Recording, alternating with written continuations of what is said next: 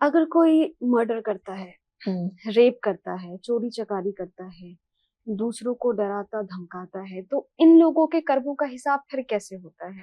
क्योंकि ऐसा करके भी लोग बच जाते हैं। अगर कानून से बच गए तो कर्मों का नियम कैसे इनके लिए काम करेगा? हर एक व्यक्ति के लिए कर्मों का नियम काम करता ही है।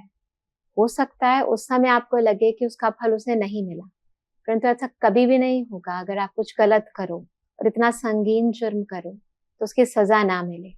ये सरकार चाहे आपको छोड़ दे, लेकिन ऊपर की सरकार कभी नहीं छोड़ती। आज हम देखते हैं, पहले ऐसा नहीं होता था, परंतु हम प्रैक्टिकल आज तो सबको पता ही है कि बच्चे पैदा होते ही कैसे होते हैं। कई लोग सोचते हैं कि अच्छा, इसने पैदा होते ही ऐसा तो कोई काम किया ही नहीं, इसको ऐसी सजा क्यों मिली? क्यों मिली? उसका कारण है। इस दुनिया में हर चीज का कारण है।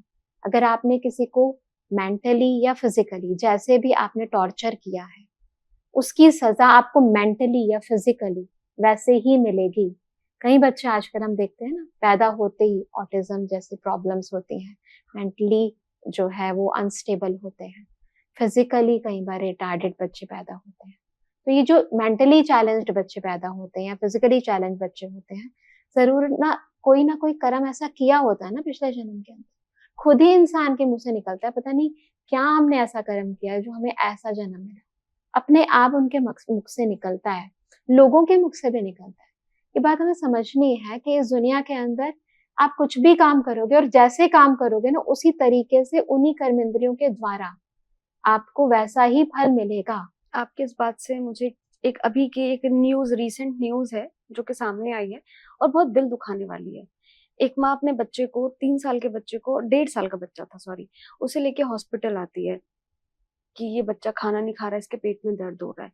लेकिन जब डॉक्टर उस बच्चे को देखते हैं तो वो बिल्कुल चौंक जाते हैं कि इस बच्चे के साथ इतनी दरिंदगी कैसे की गई। उसके माँ-बाप ने उसे सिगरेट से जलाया, उसे इतना पटका, हाथ-पैर उसके तोड़ दिए, हालाँकि वो बच्चा अब इस दुनिया में नहीं है। तो ठीक है, हमने माना कि शायद उसका पास्ट कर्मा खराब होगा तो बच्चे के साथ ऐसा हुआ। लेकिन उसके खुद सगे माँ-बाप, जिस माँ ने उसे जन्म दिया, वो उसके साथ ऐसा कर रही है, जिस बाप का वो अंश है, वो उस बच्चे के साथ ऐसा कर रहे हैं। तो क्या उनका कर्मा उनसे करवा रहा है या आगे उनका कर्म खराब होगा इसलिए किया जा रहा है? कोई भी काम इंसान बुरा करता है तो अकेला नहीं करता है, उसके साथ बहुत बड़ी टीम होती है। और हर एक टीम का जितना कंट्रीब्यूशन होता है, पॉजिटिव या नेगेटिव, जिसके साथ जितना किया होता है, वही क्यों, दूसरे क्यों नहीं। और अभी कलयुग का टाइम चल रहा है, घोर कलयुग है इनफैक्ट। यहाँ पर जो भी रिलेशंस बन रहे हैं, मेजॉरिटी वो कर्मों के अकाउंट के कारण ही बन रहे हैं, जो बहुत ही डीप फिलॉसफी है। इंसान जब कर्म करता है ना, तो उसको रियलाइज ही नहीं होता है कि मैं क्या कर रहा हूँ, क्योंकि कर्म का बीज तो आपके माइंड में होता है। और आजकल किसके मन में क्या चल रहा है किसी को पता ही नहीं है।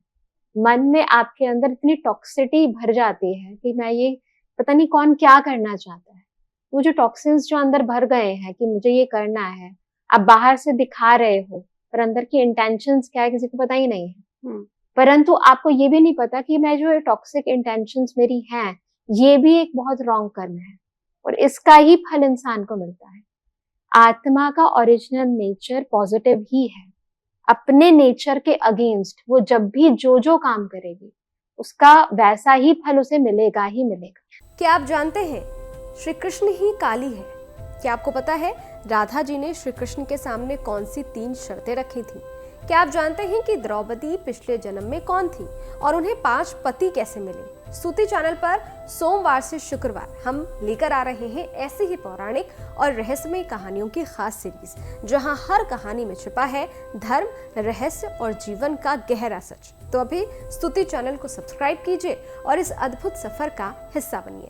इस वीडियो में दी गई जानकारी केवल पौराणिक मान्यताओं, धार्मिक विश्वासों और ज्योतिषीय तथ्यों पर आधारित है। स्तुति इनकी पुष्टि नहीं करता। किसी भी उपाय को अपनाने से पहले संबंधित विशेषज्ञ से सलाह जरूर लें।